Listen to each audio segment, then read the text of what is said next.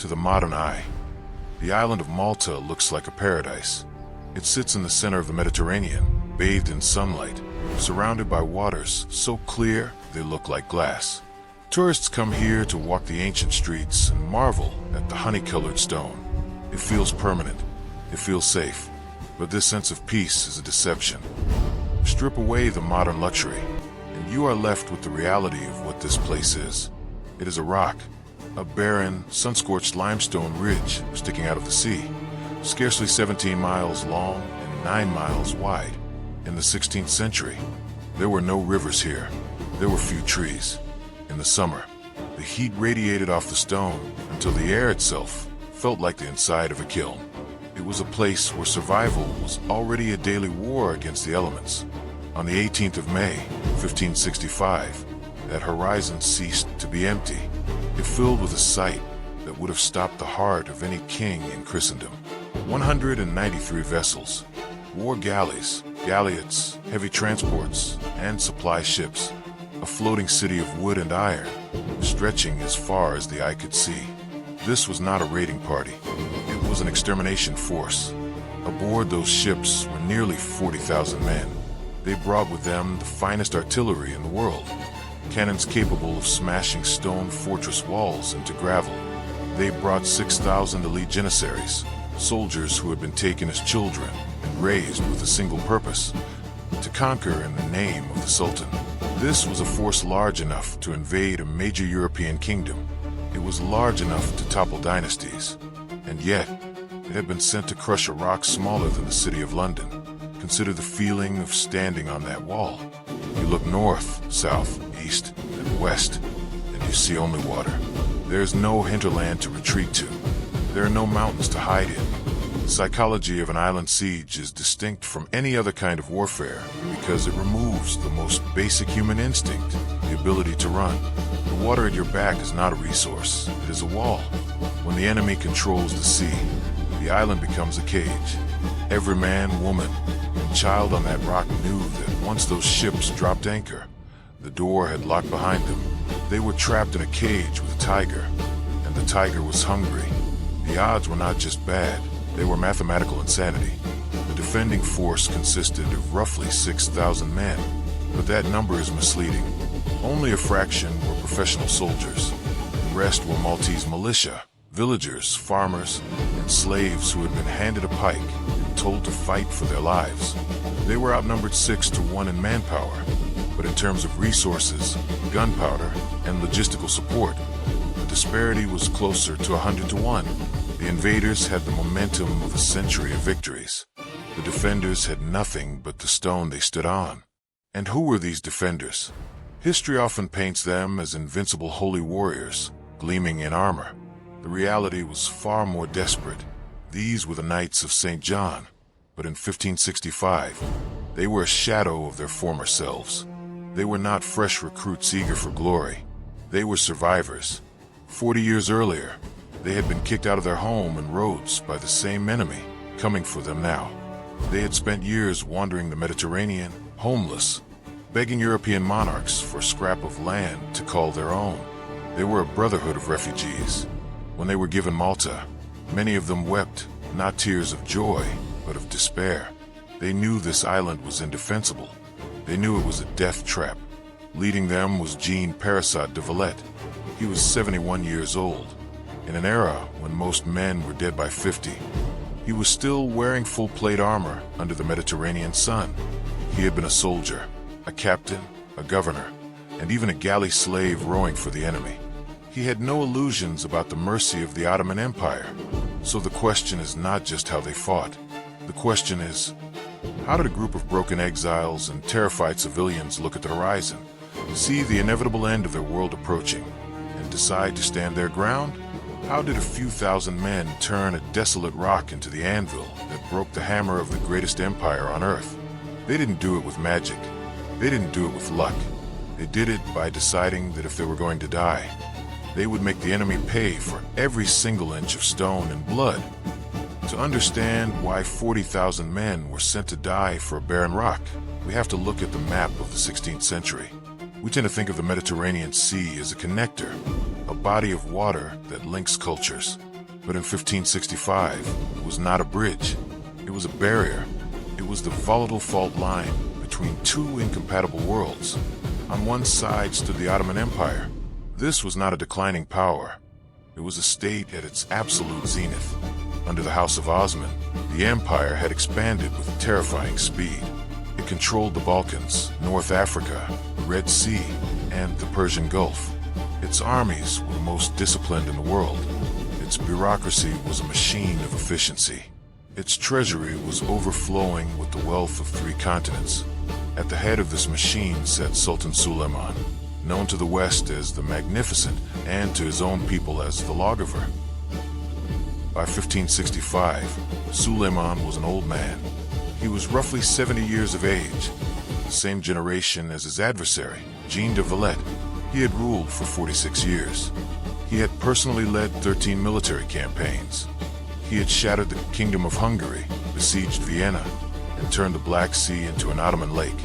Suleiman was not a warmonger acting on impulse. He was a strategic genius who viewed himself as the Caesar of Rome, the rightful heir to the ancient emperors. But despite all his conquests, there was one failure that gnawed at him, one piece of unfinished business that had irritated him for 4 decades. The Knights of St. John. Technically, they were a religious order. Their full title was the Order of Knights of the Hospital of St. John of Jerusalem. They had been founded to care for sick pilgrims, but by the mid-16th century, the Hospitallers had evolved into the most dangerous corsairs in Christendom. They were the privateers of the Pope, warriors without a country, who lived by a simple code: perpetual war against the infidel. After Suleiman drove them from Rhodes in 1522, he expected them to fade into obscurity. He let them leave the island alive, a mercy he would come to regret. Instead of disappearing, they found a new patron. The Holy Roman Emperor, Charles V, offered them Malta. It was a calculated move. Charles didn't care about the knights' comfort. He cared about the defense of his own Spanish territories. He needed a buffer zone, a guard dog to sit on the southern approach to Sicily and bite anything that tried to sail past. The deal was famous for its oddity. The knights were given the islands of Malta and Gozo, and in return, they had to pay a rent of exactly 1 Maltese falcon every year on All Saints' Day. It sounds poetic, almost romantic, a bird for an island, but the reality of what happened on Malta was not poetic. It was industrial-scale piracy. The knights did not have the manpower to invade Ottoman lands, so they engaged in the Corso, a state-sanctioned war on trade. Their galleys, painted black and red, prowled the shipping lanes. They intercepted grain shipments from Egypt. They captured pilgrims traveling to Mecca. They seized spices, timber, and gold. For the Ottoman Empire, Malta wasn't just a military threat. It was an economic parasite sucking blood from the imperial arteries. But in 1564, the knights went too far. They stopped being an annoyance and became a personal insult. The inciting incident came courtesy of Matherin Romegas, a knight who was arguably the most feared sea captain of his generation. Romegas was a man who lived for the hunt. In the summer of 1564, his squadron spotted a massive Ottoman merchant galleon off the coast of Greece. It was the Custaraga, the personal property of the chief eunuch of the Sultan's harem. The ship was a floating palace. It was laden with luxury goods worth thousands of ducats, but the cargo in the hold was more dangerous than the gold. When Romegas took the ship, he found he had captured the governor of Cairo and the governor of Alexandria. Even worse, he captured an elderly woman who had been the wet nurse to Suleiman's favorite daughter. This was a disaster for Ottoman prestige. These were members of the Sultan's extended household. The chief eunuch, who held immense power in Constantinople, demanded revenge. The Sultan's daughter demanded revenge. The entire court was in an uproar. The Knights of Malta were selling high-ranking Ottoman officials back to their families for ransom, treating the Sultan's subjects like common cattle. Suleiman had tolerated the Knights for 40 years. He had allowed them to survive Rhodes. He had watched them fortify Malta, but capturing his household was the line. In the autumn of 1564, he convened his divan, his imperial council. The accounts of this meeting describe a sultan who was calm but utterly resolute. He declared that Malta was a nest of vipers that had to be burned out. This would not be a raid. It would not be a punitive expedition. It would be an invasion of conquest. The order was given to assemble the full might of the Ottoman military machine. We often think of wars starting because of land or religion, but as we see with the Remegas incident, history often turns on personal insults and bruised egos. If you want to understand the hidden mechanics of empire building and the personal feuds that destroy them, make sure you are subscribed. We release documentaries like this every week. The winter of 1564 in Constantinople was defined by noise. The shipyards of the Golden Horn were the largest industrial complex in the world, and they were running 24 hours a day. Spies from Venice, France, and Spain watched in horror as the Armada took shape. They sent frantic letters back to Europe, describing a buildup of forces that hadn't been seen since the conquest of Constantinople a century earlier. The Sultan was not holding back. He was emptying the armories. The logistical scale of the enterprise rivals the major amphibious operations of the modern era. The fleet consisted of 193 vessels. This included 131 war galleys, powered by tens of thousands of slaves rowing in rhythm, along with heavy transport ships designed to carry siege engines. They loaded 50,000 iron cannonballs. They loaded 40,000 pounds of gunpowder. They packed enough grain and water to sustain an army of 40,000 men for months. But the ships were just the delivery system. The payload was the army. First, there were the Janissaries, 6,000 of them. These were the Sultan's shock troops, forbidden to marry, forbidden to trade. They lived only for war. They were the first modern standing army in Europe, armed with the best arquebuses and trained to fight with a discipline that terrified their enemies. Then there were the Sipahis, 6,000 heavy cavalrymen, the knights of the Ottoman world. And alongside them were the Ayalers, religious fanatics who wore the skins of leopards and bears, often fighting under the influence of narcotics, seeking death as a direct path to paradise. They were the cannon fodder, used to exhaust the enemy before the Janissaries delivered the killing blow. On March 22nd, 1565, the fleet prepared to depart. The chroniclers described the scene as a festival of war. The waters of the Bosphorus were so crowded that boats collided. The air was thick with the smoke of incense and the roar of prayers. Suleiman rowed down to the waterside to see them off. He did not lead this expedition himself. His health was failing, but he appointed 2 commanders to act as his hands. Mustafa Pasha would command the army. Piali Pasha would command the navy. It seemed like a perfect plan. A massive army, a massive fleet, 2 experienced commanders, but in his desire to ensure success, Suleiman had made his first critical error. He had split the command. Mustafa and Piali were rivals. They despised each other. And to complicate matters further, the Sultan had given them a specific instruction. Do nothing without the advice of Dragut. Dragut was the greatest admiral of the age, but he was not in Constantinople. He was in Tripoli. The fleet would have to sail, wait for him, and coordinate 3 massive egos before a single shot was fired. As the last ships cleared the Dardanelles and turned their prows west, the die was cast. The Maltese Falcon rent was due, and Suleiman was coming to collect. The floating city was moving across the sea, bringing with it the full weight of the East, and waiting for them on a dry, limestone rock with 6,000 men who were about to find out if faith was stronger than gunpowder. While the Ottoman fleet cut through the Aegean, moving inexorably closer, the man charged with stopping them was waiting.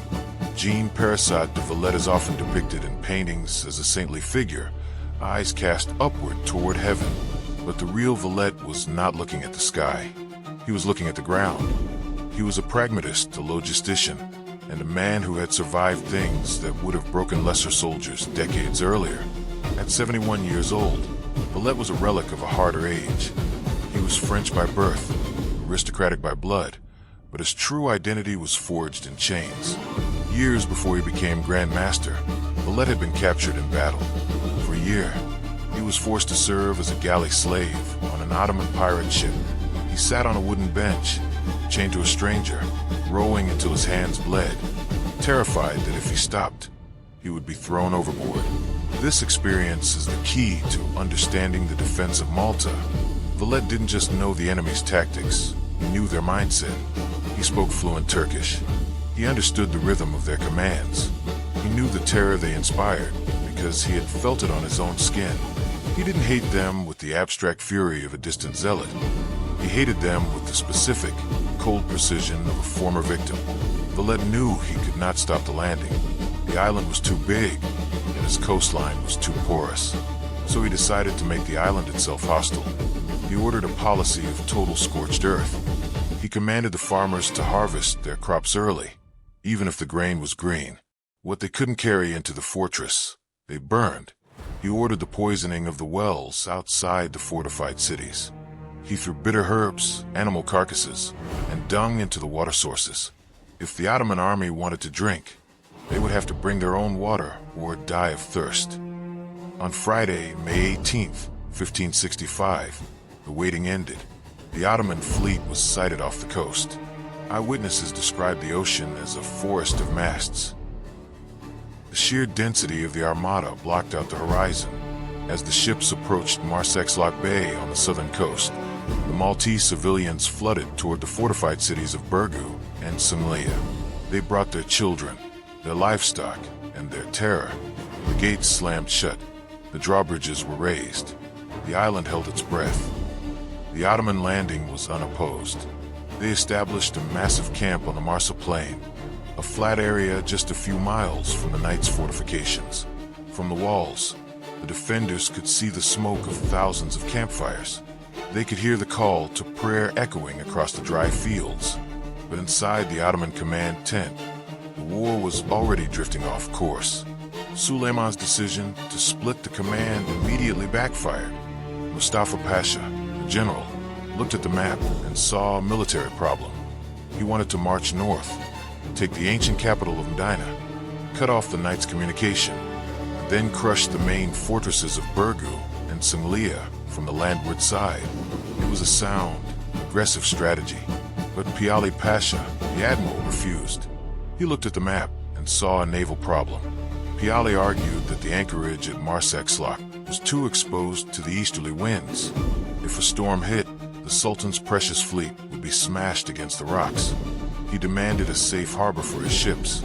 The only safe harbor big enough for the fleet was Marsemzet, located just north of the Grand Harbor.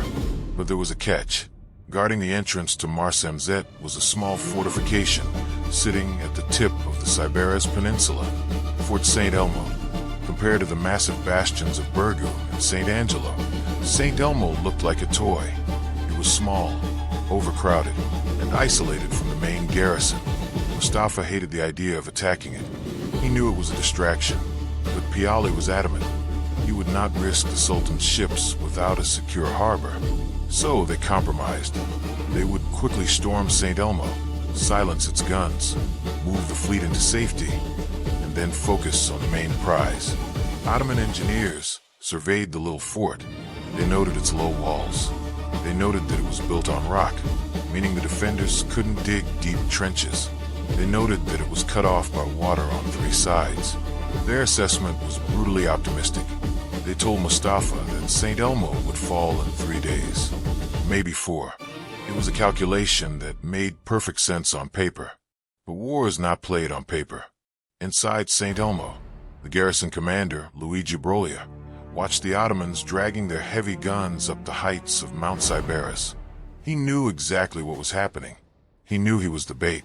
He knew that Valette needed time to strengthen the main defenses at Burgu, and the only way to buy that time was for St. Elmo to bleed. Valette sent a message to the garrison. It was not a message of hope. It was a death sentence. He told them that there would be no evacuation. They were to hold the fort to the last man. Every day they survived was a victory. Every hour they held back the tide was a miracle. On May 24th, the Ottoman artillery began to speak. They unleashed the basilisks, massive siege cannons that fired iron balls weighing up to 80 pounds. When they fired, the ground shook for miles. The noise was so deafening that men in the main garrison across the harbor claimed their ears bled just from the concussion. The bombardment was relentless. Day and night, the iron rain fell on St. Elmo. The walls began to crumble. The limestone turned to powder. To the watching Ottoman commanders, it looked like a demolition job. They sat in their silk tents, drinking sherbet, waiting for the dust to settle so they could walk in and claim victory. They believed the engineers. They believed it would take 3 days. But 3 days passed, then a week. The walls were piles of rubble, yet the flag of St. John still flew. The Ottomans were confused. They were frustrated. And then, on June 2nd, the dynamic changed again. The Corsair Dragut finally arrived from Tripoli. When Dragut looked at the positions Mustafa and Piali had established, he didn't congratulate them. He was furious.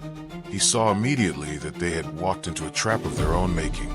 They had committed the entire army to attacking the strongest point of the island's geography instead of its weakest. But it was too late to stop. The siege engine was in motion. The battle for St. Elmo was about to transition from a military operation into a meat grinder. The Ottomans were about to learn that knocking down a wall is easy. Walking over the men who defended it is something else entirely. The Ottoman engineers had promised Mustafa Pasha that Fort St. Elmo would fall in 3 days. By the end of the first week, the fort was still firing back. By the end of the second week, the Ottoman army was bleeding. What was supposed to be a surgical removal had turned into a brawl. The limestone walls of Malta were not behaving like the brick walls of Europe. When a cannonball hit the soft Maltese stone, it didn't shatter, it absorbed the impact. It crumbled, but it didn't collapse catastrophically. The rubble itself formed a new barrier, a rampart of debris that the defenders scrambled behind, firing their arquebus through the gaps. When Dragut Reis finally arrived from Tripoli in early June, the siege was already becoming a disaster. The Corsair admiral was arguably the greatest tactical mind in the Ottoman Empire, a man who had spent his life fighting on the sea and the coast. He looked at the deployment and was appalled. Mustafa had failed to cut off the fort from the rest of the island. Every night, under the cover of darkness, small boats from the main garrison at Burgu were slipping across the harbor, ferrying fresh troops, food, and ammunition into St. Elmo and carrying the wounded out.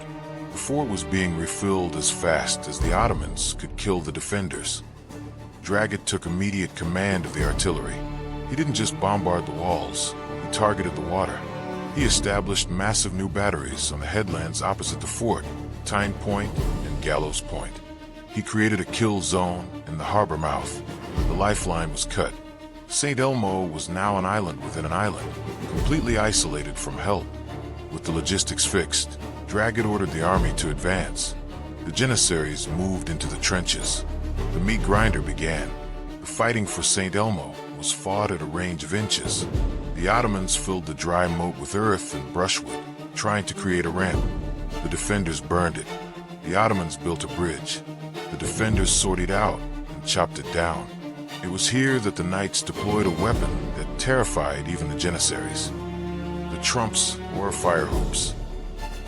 These were simple, horrific devices, wooden rings wrapped in wool, soaked in boiling oil, brandy, and gunpowder.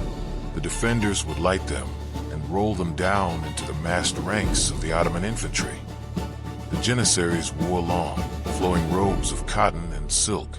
When the spinning hoops hit them, fire hooked onto the fabric. The result was absolute panic. A single hoop could set 3 or 4 men ablaze. The fire was sticky and impossible to extinguish. The elite shock troops of the Sultan, men who had marched into cannon fire without flinching, broke rank and screamed as they were burned alive in their own uniforms. The smell of roasting flesh drifted across the harbor, sickening the defenders in Burgu. But the Ottomans had numbers, and they had gunpowder. They kept coming. By mid-June, the fort was a ruin. The end seemed inevitable. And yet, on June 18th, fate intervened. Dragut was personally supervising the bombardment of the fort. He was standing in a trench, ordering the gunners to lower their aim. He was unarmored, confident, the master of his domain. A shot came from the fort, or perhaps, as some accounts suggest, from his own artillery misfiring behind him. A cannonball struck the rocky ground near him. It didn't hit him directly, but it shattered the limestone. A jagged shard of rock sliced into Dragon's head. The drawn sword of Islam fell into the dust, mortally wounded. His commanders hastily covered him with a rug to hide his condition from the troops. But the rumor spread like a virus. The tactical brain of the siege was dying. Mustafa Pasha was now alone in command, and Mustafa was angry. Inside the fort, the situation was beyond desperate. The surviving knights sent a swimmer across the harbor to Grand Master Valette. They begged to be allowed to evacuate. They argued that the fort was lost, that staying there was suicide, and that their swords would be better used defending the main city. Valette's response was cold steel. He told them that they were not there to survive. They were there to die. He told them that if they abandoned the fort, he would personally replace them with fresh volunteers who were willing to do their duty. It was a brutal psychological gamble, and it worked. The knights, stung by the implication of cowardice, resolved to stay. They sent the swimmer back with a simple message: "We will die here." By the night of June 22nd, there were less than 100 men left capable of standing. The walls were gone. The ammunition was almost gone. They knew the sun coming up would be the last one they ever saw. In the ruins of the chapel, the defenders held a final mass. They embraced one another. They destroyed their code books and signaling equipment. Those who were too wounded to stand asked to be carried to the breach. History records a detail here that sounds like myth, but is confirmed by the chroniclers. The wounded knights, men like Captain Miranda and Francisco de Balestros, had themselves strapped into chairs and placed in the breaches. If they could not stand, they would fight sitting down. They sat in their chairs, swords in hand, waiting for the inevitable. On the morning of June 23rd, the eve of the feast of St. John, the order's patron saint, the end came.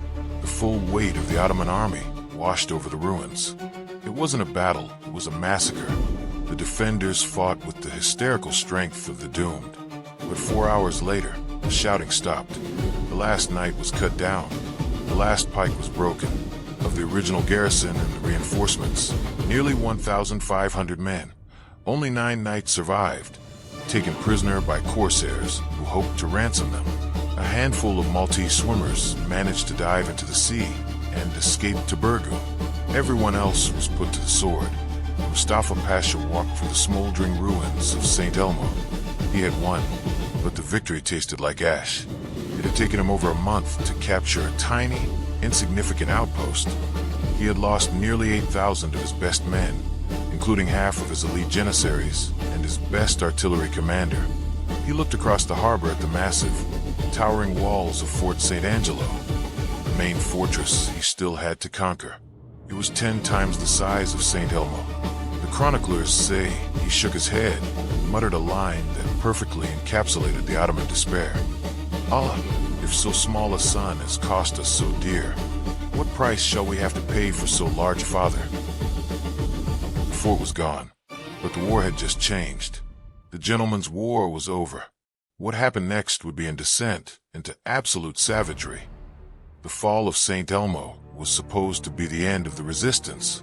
By the logic of 16th century warfare, this was the moment where the defenders, seeing their comrades slaughtered, would realize the futility of their position. They would lower their flag. They would send an envoy. They would negotiate an honorable surrender.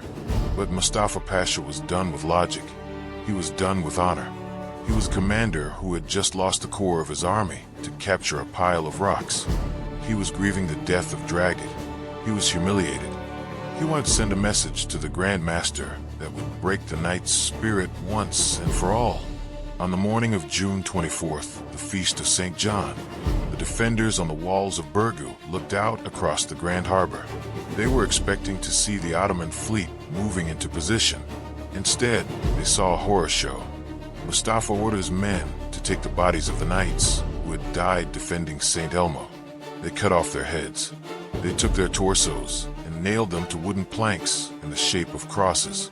Then, in a final act of desecration, they slashed huge crosses into the chests of the dead men. He pushed these gruesome rafts into the water and let the tide carry them across the harbor. It was a psychological weapon designed to shatter the mind. The defenders of Burgu watched in silence as the currents brought the mutilated corpses of their brothers to the foot of their castle walls. Mustafa was telling them, "This is your future. There is no ransom. There is no mercy. This is what awaits every single one of you." Most commanders would have faltered. The sight of the headless corpses caused panic among the civilian population. Women screamed. Men wept openly. The morale of the garrison teetered on the edge of collapse. But Jean de Valette did not weep. He did not look away. He looked at the bodies, and he understood exactly what Mustafa was doing. This was an invitation to terror, and Valette decided to decline the invitation. He turned to his officers and gave an order that has echoed through history for its cold-blooded brutality. He did not order a prayer service. He did not order a burial detail. He ordered the Ottoman prisoners held in the dungeons of St. Angelo to be brought up to the ramparts. These were men who had been captured weeks earlier. They were bargaining chips, but Valette decided that the time for bargaining was over. In full view of the Ottoman army across the harbor, Valette ordered every single prisoner to be beheaded. But he didn't stop there. He wanted to make sure Mustafa got the message. He ordered his gunners to load the severed heads of the prisoners into the cannons. The guns of St. Angelo roared, but instead of iron, they rained bone and flesh down upon the Ottoman lines. The heads of their own comrades landed in the trenches, rolling to the feet of the janissaries. It was a moment of absolute clarity.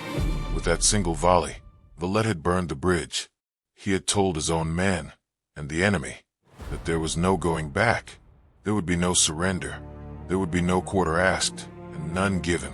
The siege had ceased to be a military engagement. It was now a war of extermination.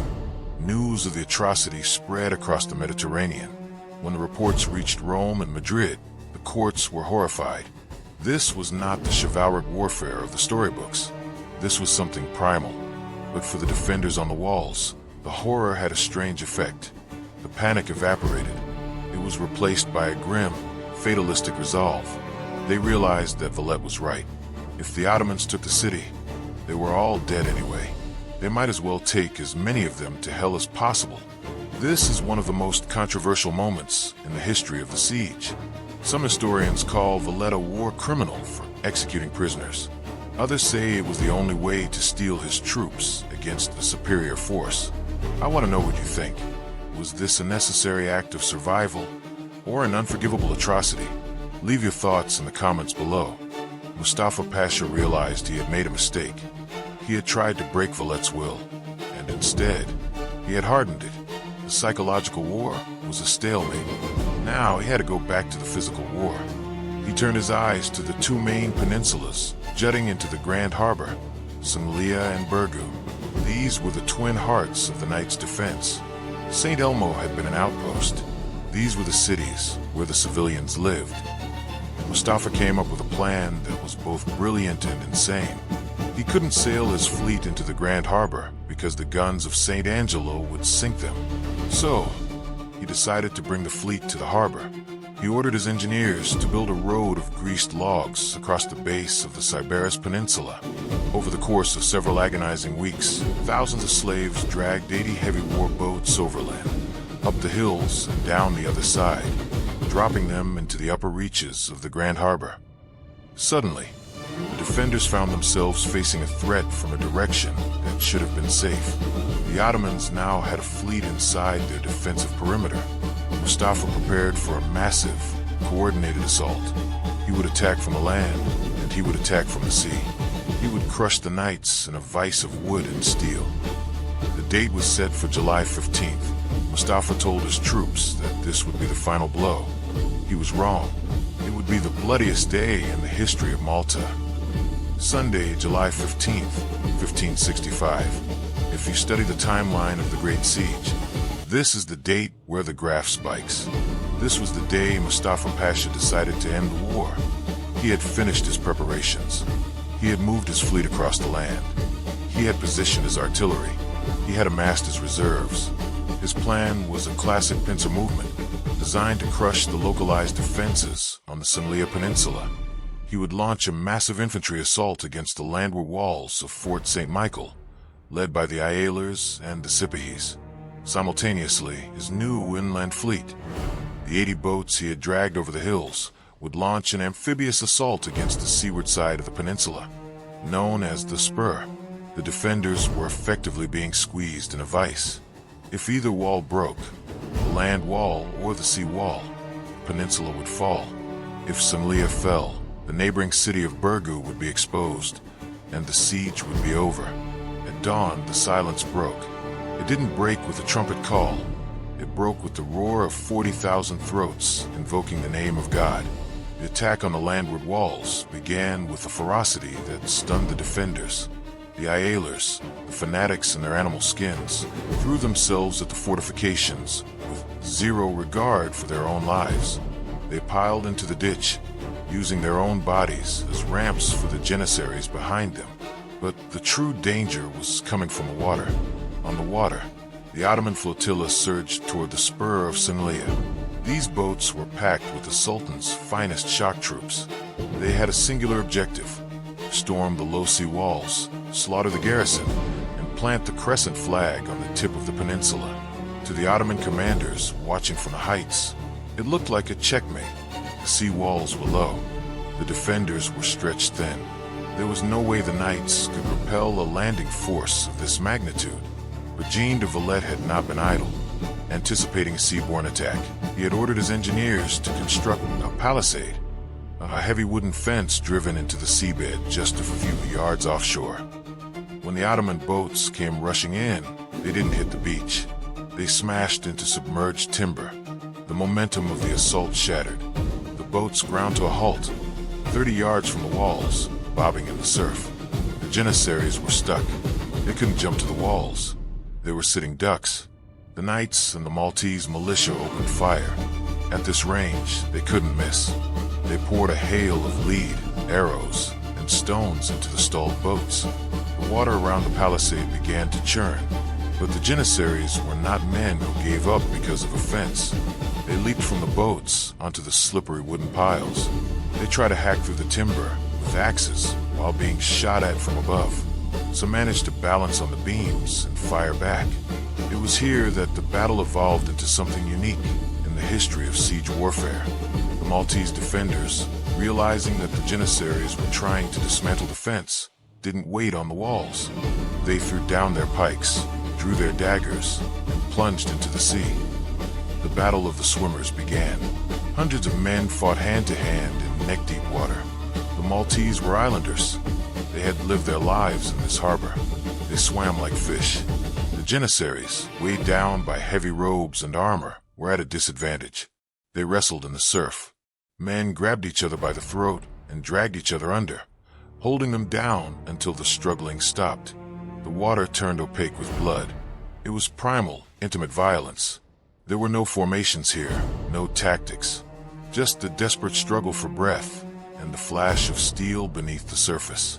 Mustafa Pasha, watching from the shore, saw that his main assault was bogging down at the palisade.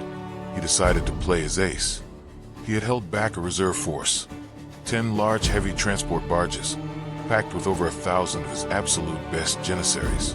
He ordered them to swing wide, around the tip of the peninsula, and land on the other side of the spur, a section of the wall that appeared to be completely undefended. It was a brilliant tactical move. The defenders were fully occupied with the swimmers and the palisade battle. The side of the peninsula the reserves were approaching was quiet. If these 1,000 men landed there, they would be behind the knights' defensive line. They could march right into the fortress and slaughter the garrison from the rear. The Janissaries in the boats began to cheer. They could see the open beach. They raised their rifles in triumph. They thought the battle was won. But they had made a fatal error. In their eagerness to flank the spur, they had sailed directly under the guns of Fort St. Angelo, which sat across the narrow channel. At the water's edge, hidden behind a low screening wall, was a secret artillery battery commanded by the Chevalier de Gairo. He had loaded his cannons with canister shot, bags filled with musket balls, nails, and chains. He watched the 10 boats sail past. He let the first one pass, then the second. He waited until they were perfectly lined up, broadside to his guns, less than 200 yards away. He dropped his sword. The effect was instantaneous and catastrophic. The canisters shot tore through the wooden hulls like paper. It ripped through the massed ranks of the Janissaries. In a matter of seconds, the reinforcement fleet ceased to exist. 9 of the 10 boats were sunk immediately. The water was churned into a frothing mix of splintered wood and broken bodies. Hundreds of men died before they even knew they were under fire. They didn't drown, they were erased. The psychological impact of this ambush shattered the Ottoman attack. The soldiers fighting at the palisade heard the roar, looked over their shoulders, and saw their reserves annihilated. The cheer of victory turned into a scream of panic. The assault collapsed. The Janissaries scrambled back into their boats or tried to swim away. The defenders on the walls, seeing the enemy break, redoubled their fire. Francesco Balbi, the Spanish soldier whose diary gives us the most detailed account of the siege, looked out at the harbor that evening. He wrote a sentence that captures the sheer scale of the carnage better than any statistic. He wrote, "On this day, the water of the Grand Harbor turned red with blood and remained so for hours." Mustafa Pasha had lost another 4,000 men in a single day. He had thrown his best troops at the walls, and they had been repelled by a mix of tactical genius and suicidal bravery. The day of blood was a victory for the knights, but it came at a cost. They had emptied their magazines. Their walls were damaged. They were exhausted, and Mustafa was not leaving. He realized that he couldn't take the island with a clever trick or a single knockout blow. He decided to change tactics. No more amphibious assaults. No more complex maneuvers. He would simply pound them into dust. He ordered his entire artillery train, 65 heavy siege guns, to focus their fire on the main walls of Burgu and Semalia. He would hammer at the rock until it cracked. The siege entered its darkest phase. It was no longer a battle of strategy. It was a test of endurance. The question was no longer, can the knights win? The question was, how long does it take for a man to go insane from the sound of cannon fire? August in Malta is not a season, it is a weapon. By the first week of August 1565, the heat had become a physical weight pressing down on the island. Temperatures soared past 100 degrees Fahrenheit. The limestone rocks absorbed the sun all day and radiated it back at night, turning the fortress of Burgu into a stone oven. Inside the walls, the conditions were apocalyptic. The wells were running dry. The cisterns were brackish. Food was rotting in the heat before it could be eaten. But the worst smell wasn't the food. It was the dead. Thousands of bodies lay unburied in the ditches and trenches. The stench of decomposition was so thick that men on the ramparts vomited while trying to aim their muskets. The Ottomans were dying of dysentery and typhus by the hundreds every day. The knights were dying of exhaustion. It was a stalemate of misery. Mustafa Pasha knew he was running out of time. The sailing season would end in September. If he didn't take the island soon, the autumn storms would trap his fleet. He needed one decisive blow. On August 7th, Mustafa launched his grandest assault yet. He didn't use finesse. He used brute force. He threw 12,000 men, nearly every able-bodied soldier he had left, at the walls of Burgu and Semalia simultaneously. The bombardment had done its job. The walls of Burgu were breached in multiple places. The rubble formed rough ramps leading up into the city. The Janissaries surged up these ramps, shouting the name of Allah. The defenders, dazed by the heat and the noise, buckled. For the first time in 3 months, the line broke. The Ottomans gained a foothold on the bastion of Castile. They planted their standards on the wall. The cry went up, "The city is taken." Panic swept through Burgu. The church bells began to ring the alarm. Women and children ran to the churches, praying for a quick death. The knights, overwhelmed by the sheer mass of bodies pushing against them, began to retreat. Jean de Valette was in the town square when the news hit him. The enemy was inside the walls. His commanders urged him to retreat to the safety of Fort St. Angelo, the inner keep. They told him the city was lost. Valette didn't answer. He grabbed a pike. He didn't put on his helmet. He simply turned, ran toward the breach. Imagine the sight. The 71-year-old Grand Master, the head of the order, charging uphill into hand-to-hand combat against the finest shock troops in the world. He was shouting at his men, "Save the defenses. Die here. Is this how you wish to meet your God?" It was a moment of electric leadership. The sight of their Grand Master fighting in the front rank shamed the retreating knights. They stopped. They turned. They roared. They countercharged with a fury that stunned the Ottomans. They pushed the Janissaries back down the slope of rubble. Valette was wounded in the leg by a grenade splinter, but he refused to leave the line. He stood in the breach, leaning on his pike, bleeding, serving as a living banner for his men. But courage alone wasn't enough. The Ottomans had endless reserves.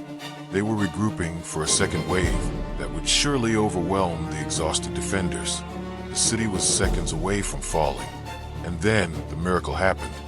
Miles away, in the inland capital of Medina, a small garrison of cavalry had been watching the smoke rise from the harbor.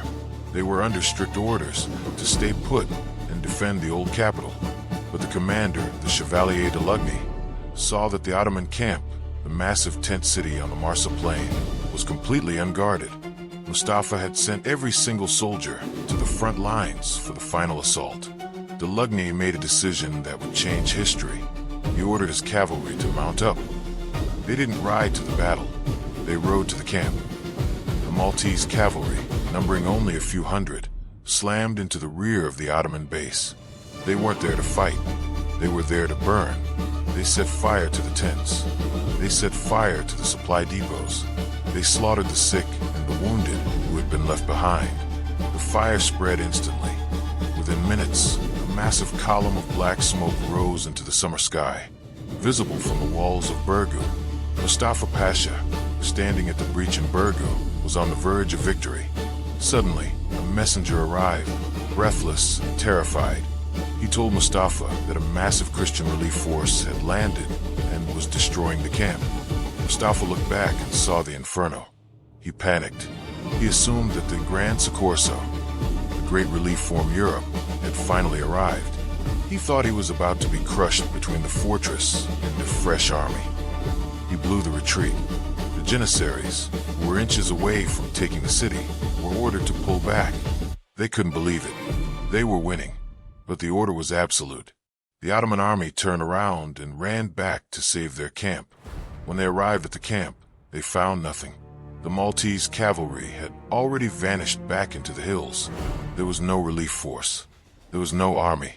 Just a few hundred horsemen who had played a trick. But the damage was done. The assault was broken. The momentum was lost. Mustafa had snatched defeat from the jaws of victory. Mustafa was apoplectic with rage. He knew he had been duped. He returned to the walls with a new determination. If he couldn't storm the city, he would crush it from above. He ordered the construction of a massive siege tower, a wooden skyscraper on wheels, taller than the walls of Burgu. It was covered in wet hides to prevent the knights from burning it. It had a drawbridge at the top that would allow Janissaries to fire down into the city and then storm the ramparts. The tower was a terrifying piece of engineering. It rolled forward, impervious to fire arrows. It reached the walls. The bridge dropped. Ottoman sharpshooters began to pick off the defenders inside the city. It looked like the end again, but the knights had one specialist left, an engineer. Jean de Valette called for his master mason. He didn't ask him to build a wall. He asked him to open one. While the tower was firing down, Maltese workmen were frantically tunneling through the base of their own wall, directly opposite the tower. They weren't planting explosives. They were creating a cannon port. At the last second, the masons removed the final stones. The Ottomans at the base of the tower looked down and saw a black hole appear in the wall. Then they saw the muzzle of a heavy cannon slide out. It was point-blank range. The cannon fired chain shot, 2 cannonballs linked by a chain. It shore through the base of the siege tower like a chainsaw. The massive structure groaned, tipped, and crashed to the ground in a cloud of splinters and dust, taking its crew with it. By the end of August, the mood in the Ottoman camp had shifted from frustration to despair. The easy victory had dragged on for 3 months. They were running out of gunpowder. They were running out of food. And then the weather turned. The first rains of autumn began to fall. For the knights, the rain was salvation. It filled their cisterns. For the Ottomans, living in open trenches, it was a nightmare. The camp turned to mud. Disease accelerated. Mustafa Pasha was a broken man. He knew that failing the Sultan meant death. He ordered one last, desperate attack on the city of Medina, the inland capital, hoping for an easy win to save face. But the commander of Medina, hearing the Ottomans were coming, ordered every civilian, men, women, and children, to stand on the walls dressed in soldiers' clothes. He ordered all his cannons to fire at once, even though the enemy was out of range. The Ottomans, seeing the walls crowded with soldiers and hearing the massive volley, assumed the city was full of fresh troops. They were too tired, too sick, and too demoralized to test the theory. They turned around and marched back to the harbor without firing a shot. It was the final humiliation. The great siege was effectively over. All that was left was the exit. By late August, the fury of the assault had been replaced by something far more agonizing: the silence. The great siege had evolved into a staring contest between two dying armies. Inside the walls of Burgu, the defenders were ghosts. They had been fighting for 3 months without relief. They were surviving on bread made from moldy grain and water that tasted of sulfur and iron. The hospitals were overflowing. There were no medicines left. Wounds were treated with salt and vinegar. Men died not from enemy fire, but from simple infections that turned minor cuts into gangrene. But if the situation inside the walls was hell, the situation outside was worse. The Ottoman camp was dissolving. The camp fever, likely a mix of dysentery, typhus, and cholera, was tearing through the army. The Ottomans had poisoned the wells to hurt the knights, but now, with their own supplies exhausted, they were forced to drink from contaminated sources. Thousands of soldiers were incapacitated. The latrines had overflowed weeks ago. The heat turned the camp into a breeding ground for flies. The glorious army that had arrived in May with silk banners and golden-laid armor was now a huddled mass of sick men shivering in the mud. Mustafa Pasha watched his army disintegrate. He knew the clock was his real enemy. The Mediterranean sailing season ended in September. If he didn't leave before the autumn gales began, his fleet would be smashed against the rocks or trapped in the harbor for the winter. If he stayed for the winter, his army would starve. If he left without taking the city, the Sultan would execute him. He was trapped in a strategic coffin. While Malta bled, the eyes of the defenders turned north, towards Sicily. Every day, Valette climbed to the highest tower of St. Angelo and looked at the horizon, waiting for the white sails of the relief fleet. And every day, the horizon remained empty. This brings us to one of the most debated questions of the siege. Where was the Grand Soccorso, the Great Relief? Why did the Viceroy of Sicily, Don Garcia de Toledo, wait 4 months while the knights were slaughtered? History has often been unkind to Don Garcia, painting him as cowardly or indifferent, but the reality was a cold calculation of risk. Don Garcia was not just responsible for Malta, he was responsible for the defense of all southern Europe. The fleet sitting in his harbors was the only thing stopping the Ottoman navy from raiding Naples, Rome, or even the coast of Spain. If he sailed for Malta and lost his fleet to the superior Ottoman navy, the entire Western Mediterranean would be defenseless. He was gambling with the fate of Christendom. He had to be sure. He had to wait until he had enough ships, enough men, and the right weather. Valette knew this, but logic does not comfort starving men. The knights felt abandoned. They felt that the Catholic kings of Europe were content to let them die as martyrs rather than risk their own armies to save them. The psychological toll was immense. Some of the younger knights began to speak of honorable surrender. Valette crushed this talk immediately. He told them that there was no such thing as an honorable surrender to this enemy. He reminded them of the headless bodies in the harbor. Back in the Ottoman lines, the morale collapse had turned into superstition. The soldiers began to believe that the island was cursed. They whispered that the knights were not men, but demons who ate iron and drank fire. They said that Huma, the bird of bad luck, had settled over the camp. When officers ordered attacks, the the troops refused to move. The Janissaries, once the most disciplined soldiers on earth, threatened to mutiny. They shouted at their commanders that they were soldiers, not engineers, and they would not die digging ditches in the rock for a general who didn't know how to win. By the first week of September, the Ottoman supply chain had snapped. Ships carrying grain from North Africa were turned back by early storms. The army was now eating its horses. Mustafa Pasha played his final card. He ordered a massive bombardment of the city of Medina again, trying to lure the defenders out, but the Maltese garrison stayed behind their walls, silent. They didn't take the bait. The game of chicken continued until September 7th. On that morning, the lookout on the cliffs of the neighboring island of Gozo saw a shape on the horizon. It wasn't the Ottoman supply fleet. It was a squadron of galleys flying the red and gold banners of Spain. Don Garcia had finally moved.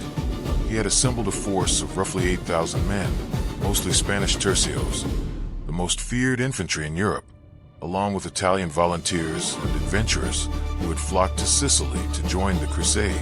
They landed at St. Paul's Bay, 11 miles north of the siege lines. They disembarked quickly, sending the ships back to Sicily immediately to avoid being trapped by the Ottoman navy. The news hit the island like a thunderclap. Inside Burgu, the bells rang, not for alarm, but for salvation. Men who hadn't walked in weeks dragged themselves to the walls to cheer. In the Ottoman camp, the news sparked panic. But here, the fog of war played its final trick. Mustafa's scouts reported the landing, but in their terror, they exaggerated the numbers. They told Mustafa that a massive Christian army, perhaps 20,000 strong, had landed and was marching to cut off his retreat. In reality, the relief force was only 8,000 men. Mustafa still outnumbered them 3-1. If he had turned his army around and fought, he might have won. But his nerve was gone. He was seeing ghosts. He made the decision that ended the siege. He ordered the evacuation. The retreat began. It was chaotic. Soldiers abandoned their heavy guns. They left their tents standing. They ran for the ships. The siege of Malta was effectively over, but the killing was not. On the morning of September 8th, the dynamics of the siege flipped instantly. For 4 months, the Ottoman army had been the predators, and the knights had been the prey. Now, a new player had entered the game. The relief force, the Gran Soccorso, was not a ragged group of volunteers. The core of this army was composed of Spanish tercios, the professional infantry of the Habsburg Empire. These were men who treated war as a trade. They marched in perfect squares, bristling with pikes and arquebus. They had arrived on the island with one purpose: to break the Ottoman army in open battle. They marched south from St. Paul's Bay, moving quickly across the dry, rocky landscape. They didn't stop to rest. They could smell the smoke from the harbor. They knew they were racing against time. Down at the embarkation point, Mustafa Pasha was in the middle of loading his artillery onto the ships. He was preparing to leave, but as his scouts returned with more accurate reports, the blood drained from his face. He realized he had made a catastrophic error. The massive army he had feared was actually only 8,000 men. He still had nearly 20,000 soldiers left.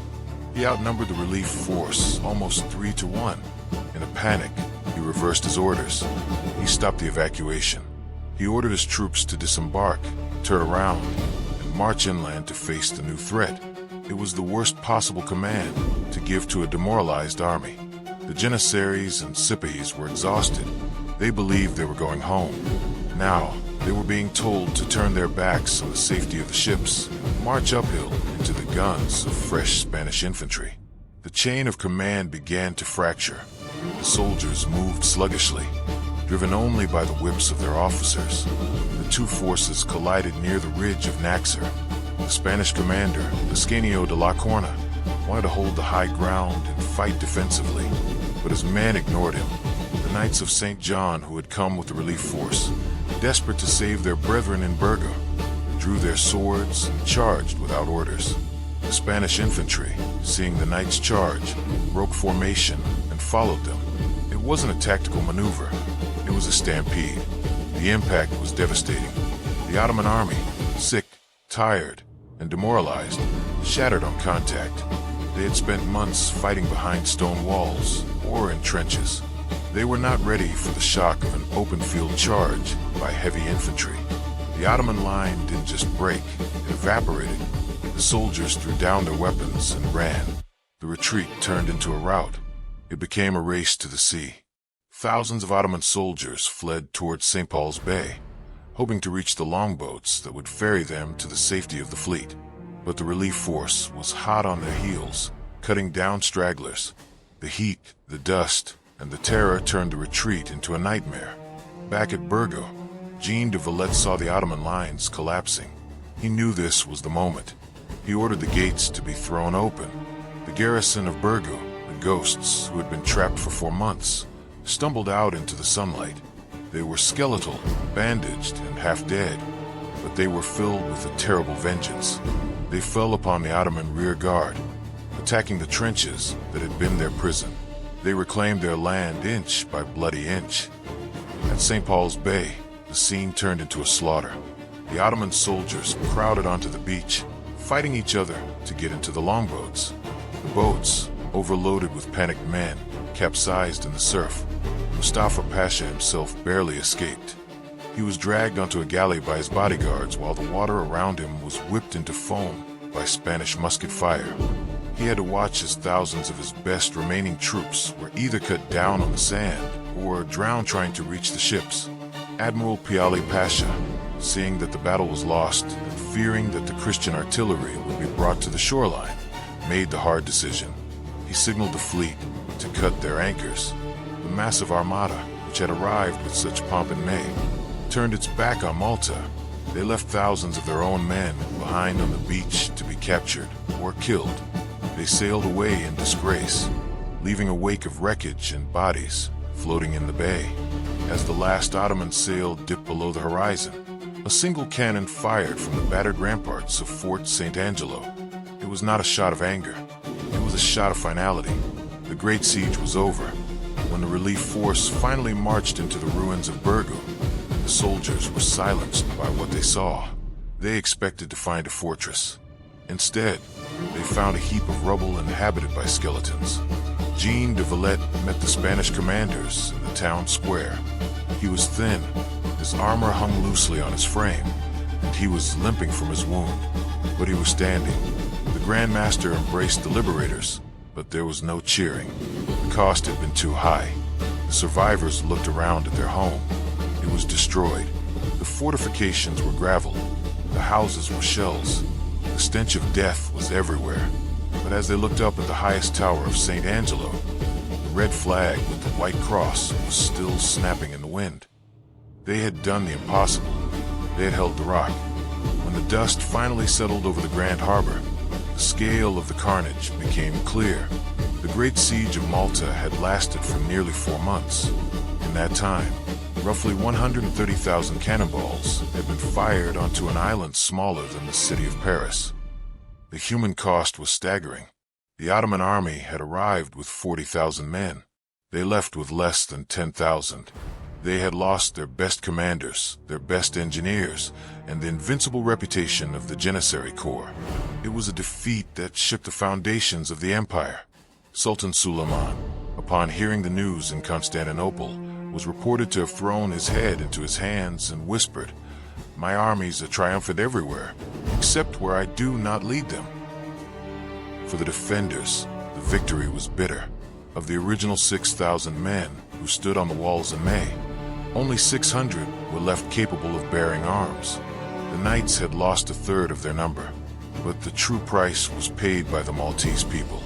Nearly a third of the island's civilian population had perished, killed by bombardment, disease, or starvation. They had saved Europe, but they had almost destroyed themselves in the process. Jean de Valette did not rest. He knew the Ottomans might return. He looked at the Mount Siberius Peninsula, the high ground where the Ottomans had placed their guns, and decided that it would never be used against him again. He ordered the construction of a new fortified city on that ridge. It would be a city built for war, with massive bastions, wide streets designed to allow the rapid movement of troops, and deep moats cut directly into the bedrock. He laid the foundation stone himself in 1566. He named the city Humilissima Civitas Valletta, the most humble city of Valletta. Today, it is simply known as Valletta, the capital of Malta. It stands as a permanent monument to the man who refused to yield. Valletta never saw the city completed. He died in 1568, 3 years after the siege. He was buried in the crypt of the Cathedral of St. John, surrounded by the knights who had fought beside him. His epitaph reads, "Here lies Valletta, worthy of eternal honor. He was the shield of Europe." The legacy of the Great Siege goes beyond the stones of Valletta. It changed the psychology of the world. Before 1565, the Ottoman Empire was viewed as an unstoppable force of nature. Kings and emperors believed that resistance was futile. Malta shattered that myth. It proved that the Ottoman war machine could be halted. It proved that a small, determined force could bleed an empire dry. 6 years later, in 1571, a coalition of Christian navies, fueled by the hope that Malta had ignited, defeated the Ottoman fleet at the Battle of Lepanto. The tide had turned. The era of unchecked Ottoman expansion in the Mediterranean was over. Today, the Grand Harbor is quiet. The massive cruise ships that dock below the walls of Fort St. Angelo dwarf the galleys of the past. Tourists walk the streets of Borgo, now called Vittoriosa, the victorious city. They touch the limestone walls, unaware that the dust on their fingers is mixed with the blood of 40,000 men. In the armory of the Grand Master's palace, you can still see the armor of Jean de Vallette. It is not ceremonial armor. It is dented. It is scratched. It is the armor of a man who fought in the front lines at the age of 71. It serves as a silent reminder of the lesson of 1565.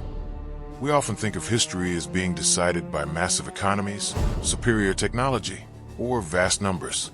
But the story of the Blood Rock teaches us something different. It teaches us that sometimes the fate of a continent comes down to a few thousand people standing on a wall, looking at an impossible horizon, and deciding to stay. It wasn't the thickness of the walls that saved Europe.